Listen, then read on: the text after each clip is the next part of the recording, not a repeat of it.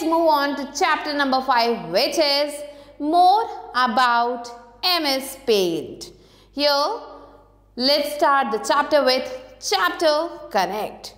Name these shapes. तो यहाँ पे कुछ shapes दिए गए हैं, आपको क्या करना है, इनके names लिखने हैं. So this is a triangle. So similarly, you have to name the rest of the shapes that are given here. As we already know, MS Paint is used for drawing, coloring and editing the pictures. जैसा कि हमें पता है कि MS Paint को हम use करते हैं पिक्चर्स को ड्रॉ करने के लिए, कलर करने के लिए और तो और एडिट करने के लिए. Files created in MS Paint are saved as bitmap files. So जो भी फाइल्स यहाँ पे क्रिएट की जाती है MS Paint में, उन्हें जो है एज बिटमैप फाइल्स जो है सेव किया जाता है. The default file extension of a bitmap file is .bmp. तो ये है फाइल एक्सटेंशन जब हम सेव करते हैं पेंट प्रोग्राम को. The paint program has many tools that help us to draw and colour the pictures. So paint program जो होता है उसमें बहुत सारे टूल्स होते हैं जो हमें हेल्प करता है ड्रॉ और कलर करने में पिक्चर्स को. Let us recall the tools that we have learned in the previous class. तो चलिए रिकॉल करते हैं उन टूल्स को जो कि हमने प्रीवियस क्लास में पढ़े थे. तो यहाँ पे कुछ टूल्स लिखे हैं लेफ्ट हैंड साइड में और राइट हैंड साइड में उसके बारे में कुछ डिस्क्रिप्शन दिया गया है. तो पहला टूल है line tool. This tool is used to draw straight lines of varying thickness using different colours. ये टूल यूज़ किया जाता है लाइंस ड्रॉ करने के लिए, स्ट्रेट लाइंस ड्रॉ करने के लिए, और ये अलग अलग थिकनेस के हो सकते हैं, अलग अलग कलर से हो सकते हैं. नेक्स्ट आता है rectangle tool. It is use to draw rectangular और स्क्वायर शेप्स. ये जो टूल है इसे यूज़ किया जाता है रेक्टेंगुलर या फिर स्क्वायर शेप्स बनाने के लिए. नेक्स्ट आता है oval tool. It is use to draw ovals और सर्कल्स. इसे यूज़ किया जाता है ओवल और सर्कल बनाने के लिए. फिर आता है polygon tool. It is use to draw polygons with any number of sides. इसे यूज़ किया जाता है पॉलीगन बनाने के लिए, कितने भी नंबर ऑफ साइड्स हो सकते हैं. फिर आता है fill with colour tool. This tool is use to fill colour in an object. ये जो टूल है इसे यूज़ किया जाता है किसी भी ऑब्जेक्ट में जो है कलर को फिल करने के लिए. The pencil tool is use to draw free form of lines और कर्व्स. ये जो पेंसिल टूल है इसे यूज़ किया जाता है लाइन्स ड्रॉ करने के लिए जो कि फ्री फॉर्म होती हैं या फिर कर्व्स ड्रॉ करने के लिए. फिर आता है आपका eraser tool. It is use to erase any part of our drawing. इसे यूज़ किया जाता है हमारे ड्राइंग के किसी भी पार्ट को इरेज करने के लिए. Now let's learn about modifying a picture. In this chapter, we shall learn about the options and tools in the clipboard and image groups present on the ribbon. इस chapter में हम किसके बारे में पढ़ेंगे? हम पढ़ेंगे उन ऑप्शंस के बारे में, टूल्स के बारे में जो कि कहाँ होते हैं? क्लिपबोर्ड में और इमेज ग्रुप में. और ये कहाँ होते हैं? ये सब होते हैं रिबन में present. To use the various options and tools in the clipboard and image groups. अगर हम इन ऑप्शंस को यूज़ करना चाहते हैं जो हमारे क्लिपबोर्ड और इमेज ग्रुप में हैं, first we need to select the entire picture और अ पार्ट ऑफ इट. या तो हमें पूरे पिक्चर को सिलेक्ट करना होगा या फिर उसका एक पार्ट सेलेक्ट करना होगा. तो पहला आता है सेलेक्टिंग एन ऑब्जेक्ट. किसी भी ऑब्जेक्ट को सेलेक्ट करना. तो आप देख सकते हो ये ऐसा आइकन आपको बना हुआ मिलेगा, यहाँ पे जाना है. This tool is used to select the particular part of the image with different shapes. ये टूल यूज़ किया जाता है किसी भी इमेज के पर्टिकुलर पार्ट को सेलेक्ट करने के लिए अलग अलग शेप्स के साथ. We have two types of selection tools. हमारे पास दो तरीके के सिलेक्शन टूल्स हैं. पहला आता है रेक्टेंगुलर सिलेक्शन और दूसरा आता है फ्री फॉर्म सिलेक्शन. तो पहले हम पढ़ेंगे रेक्टेंगुलर सिलेक्शन के बारे में. This tool is used for selecting the whole or a part of an object in a rectangular form. ये जो टूल है इसे यूज़ किया जाता है सेलेक्ट करने के लिए किसी भी पिक्चर का फुल पार्ट या फिर उसका एक पर्टिकुलर पार्ट जो कि रेक्टेंगुलर फॉर्म में होता है. Steps for using select tool. अब कौन कौन से स्टेप्स हैं जो हमें फॉलो करने होते हैं? पहला है choose the rectangular selection tool. अब यहाँ पे हमें सेलेक्ट में जाके रेक्टेंगुलर सिलेक्शन टूल को चूज करना है। Click and drag on the part of the picture which we want to select. फिर हमें जो है उस पिक्चर को सेलेक्ट करना है जिस पे हमें ये अप्लाई करना है। तो हमने क्या किया, क्लिक करके ड्रैग कर दिया उस पूरे पिक्चर पे इस टूल को। फिर है a dashed rectangle will appear around your selection. अब आप देख सकते हो जैसे हमने सेलेक्ट किया तो डैश रेक्टेंगल हमारे सामने आ चुका है हमारे पिक्चर के चारों तरफ। विथ द मूव कर्सर, जिसमें एक मूव कर्सर बना हुआ है। We can press this cursor down anywhere inside our selection and drag to move it. हम इस कर्सर को कहीं भी प्रेस कर सकते हैं अपने सिलेक्शन के अंदर और इसे ड्रैग या फिर मूव कर सकते हैं। नेक्स्ट आता है free form selection. This tool is use to select an object in irregular form. ये जो टूल है इसे यूज किया जाता है किसी भी ऑब्जेक्ट को सेलेक्ट करने के लिए जो कि इर्रेगुलर फॉर्म में होता है। पहला पॉइंट है select the free form selection tool. पहले हमें क्या करना है, फ्री फॉर्म सिलेक्शन टूल को सेलेक्ट करना है। फिर point to the image to be selected, उस इमेज को जिसे हमें सेलेक्ट करना है वहाँ पे हमें पॉइंट करना है। Click and drag on the area which we want to select. फिर क्लिक करना है, ड्रैग करना है जो भी एरिया हमें सेलेक्ट करना है। तो ये है फ्री फॉर्म सिलेक्शन, मीन्स इसमें आप फ्रीली कहीं पे भी मूव करके सेलेक्ट कर सकते हो पिक्चर को। And here you can see the example. Next आता है copying an object. The copy command is use to make a duplicate copy of an object. तो किसी भी ऑब्जेक्ट का अगर एक डुप्लीकेट कॉपी बनाना है तो उसके लिए हम कॉपी कमांड यूज करते हैं। टू कॉपी एन ऑब्जेक्ट, अगर हम किसी भी ऑब्जेक्ट को कॉपी करना चाहते हैं, click on the drop down arrow of select and choose a selection. हमें क्या करना है, क्लिक करना है ड्रॉप डाउन एरो पे, सेलेक्ट में जाके और वहाँ से जो भी हमें सिलेक्शन चाहिए वो हमें चूज करना है। Drag the pointer to select the part of the picture we want to copy. अब पॉइंटर को ड्रैग करना है और उस पार्ट को सेलेक्ट करना है जिसे हम कॉपी करना चाहते हैं। तो वो पिक्चर हमने यहाँ पे सेलेक्ट कर ली है। In the clipboard group click on copy. अब हम सेलेक्ट करने के बाद हमें कॉपी पे जाना है।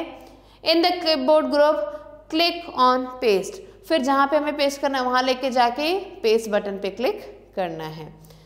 The copy is place at the top left corner of the drawing area. जो कॉपी है वो टॉप लेफ्ट कॉर्नर में जो ड्राइंग एरिया है वहाँ पे आ जाएगी। With the copy still selected move it to the desired position. So वो जो कॉपी है वो अभी भी सिलेक्टेड है तो आपको क्या करना है, उसको उसके डिजायर्ड पोजिशन तक मूव कर देना है। We can again click on the paste option to paste more copies. फिर दोबारा से अगर हम पेस्ट ऑप्शन पे क्लिक करेंगे तो और भी कॉपीज जो है पेस्ट होती चली जाएंगी ऑफ द सेम पिक्चर, उसी एक पिक्चर की। We do not need to copy the image again for this. और इसके लिए हमें जो दोबारा से कॉपी करने की ज़रूरत नहीं है उस इमेज की। नेक्स्ट आता है moving an object. Select the drawing और any part of the drawing with the help of the select tool. So आपको क्या करना है, जो भी ड्राइंग है या उसका कोई जो पार्ट है उसे जो है हमें सेलेक्ट करना है सेलेक्ट टूल की मदद से। फिर a rectangle with dashed lines will appear around the picture as shown.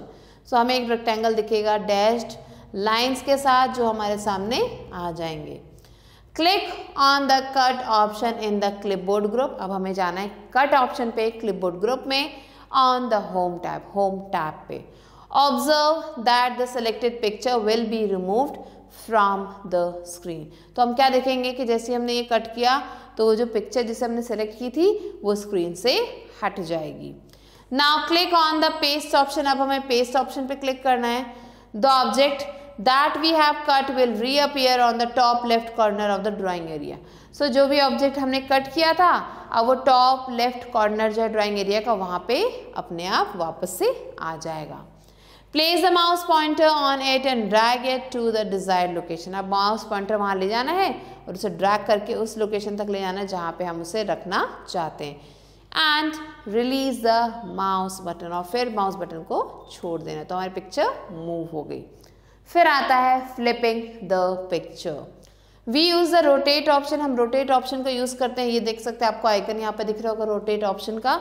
सो हम इसे यूज़ करते हैं to change angle and flip the whole picture. हम एंगल चेंज कर सकते हैं इसके मदद से, या फिर पूरी पिक्चर को फ्लिप कर सकते हैं, और अ पार्ट ऑफ इट, या फिर उसके एक पार्ट को हम फ्लिप कर सकते हैं। The flip vertical option turns the picture upside down.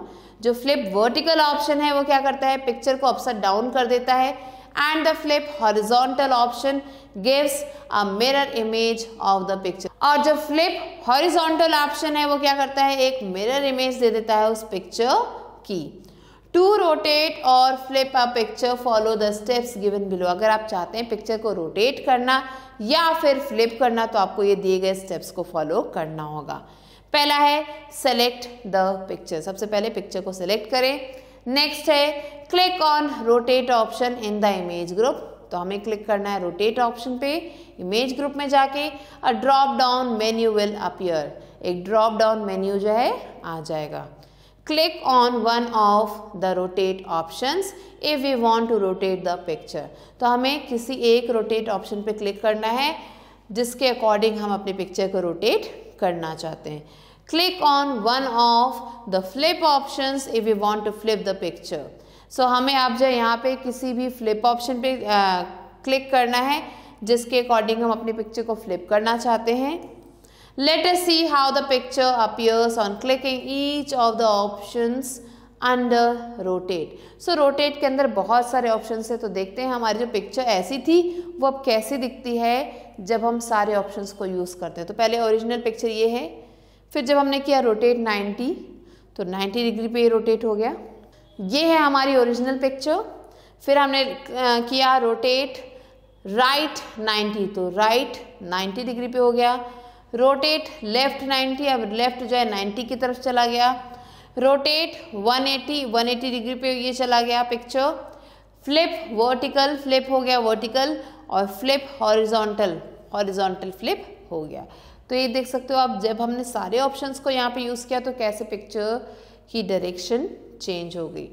Next आता है रिसाइजिंग स्क्यूइंग द पिक्चर, कैसे हम पिक्चर को रिसाइज या फिर स्क्यू कर सकते हैं। The size of the picture can be increased or decreased vertically or horizontally in the following ways। So जो size है पिक्चर की वो या तो हम increase कर सकते हैं या फिर decrease कर सकते हैं, vertically भी और horizontally भी, इन steps को follow करके। पहला step है select the drawing by covering its boundary using select tool। So पहले हमें पिक्चर को select करना है। Next select the resize option in the image group. अब हमें इमेज ग्रुप में जाके रीसाइज ऑप्शन को चूज़ करना है जो कि हमें मिलेगा होम टैब पे। फिर क्या करना है, specify the resize in percentage. अगर हम पिक्चर को रीसाइज करें तो उसका परसेंटेज यहाँ पे स्पेसिफाई करना है, और पिक्सल्स या फिर पिक्सल्स को स्पेसिफाई करना है। And skew in degrees for both horizontal and vertical. Horizontal और वर्टिकल स्क्यू भी यहाँ पे आपको डालना है इन द रिस्पेक्टिव बॉक्सेस। तो बॉक्स दिए जाएंगे, उसमें आपको ये सारी डिटेल्स फिल करनी है अकॉर्डिंग टू आवर रिक्वायरमेंट। हमारी जो भी रिक्वायरमेंट है उसके अकॉर्डिंग हम ये सारी डिटेल्स फिल करेंगे। फिर इसके बाद हम करेंगे क्लिक ऑन ओके, और फिर हमने ओके पे क्लिक कर दिया। तो आप देख सकते हो पहले पिक्चर आपकी ऐसी थी और अब कैसी दिख रही है रीसाइज के बाद। Let's move on to fun time. Here you have to identify the tools or options and write their names in the space provided। तो यहाँ पे स्पेस दिया गया है, आपको इन टूल्स को और ऑप्शंस को आइडेंटिफाई करके उनके नेम्स लिखने हैं। First one is rotate, second resize, third is select, fourth is pencil, fifth one is cut and sixth one is copy. Next let's move on to deleting a picture. कैसे हम picture को delete कर सकते हैं।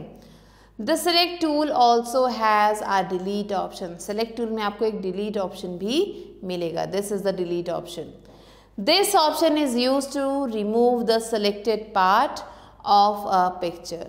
So ये जो option है ये use किया जाता है जो भी selected part है picture की उसको delete करने के लिए from the drawing area as shown below। drawing area में से जैसा कि यहाँ पे दिखाया गया है।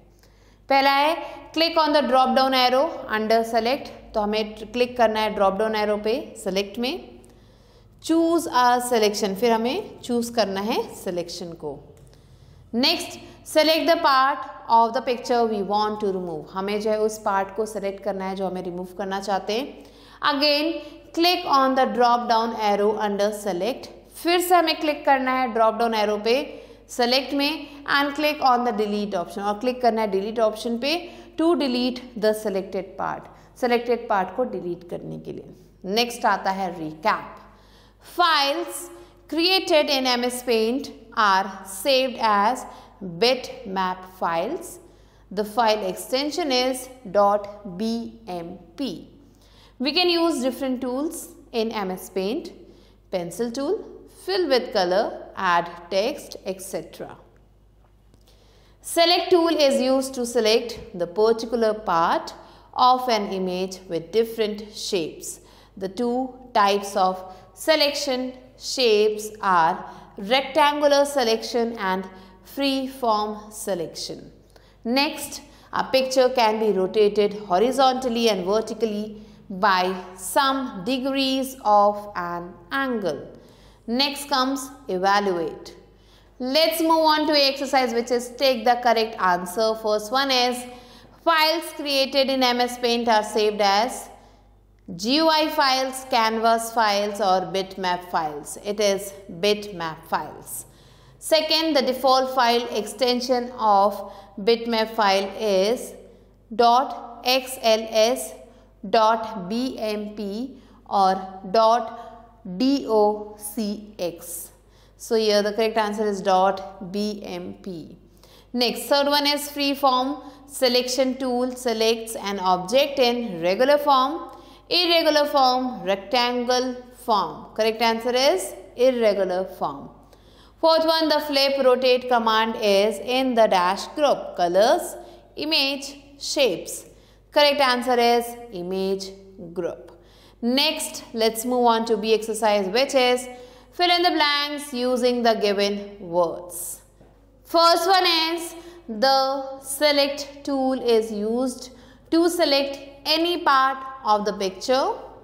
Second, resize and skew command allows us to resize the picture either in the horizontal or vertical direction. Third one, the paste command will always insert the drawing at the top left corner. Fourth one is the copy command is used to make a duplicate copy of an object. Next, let's move on to C part, which is write T for true and F for false statements. First one is MS Paint is used for drawing, coloring and editing the pictures. Yes, true. Second one, free-form selection tool is used to select an object in irregular form. True again. Third one, a cut image cannot be pasted. This is false. And the fourth one is once the drawing is made, we cannot make any changes in it. This is false again. So these are the answers that you have to write down and do the rest yourself. With this, we have completed the chapter. I hope you understood it. I'll be meeting you soon with a new video and a new chapter. Till then, stay tuned and thanks for watching.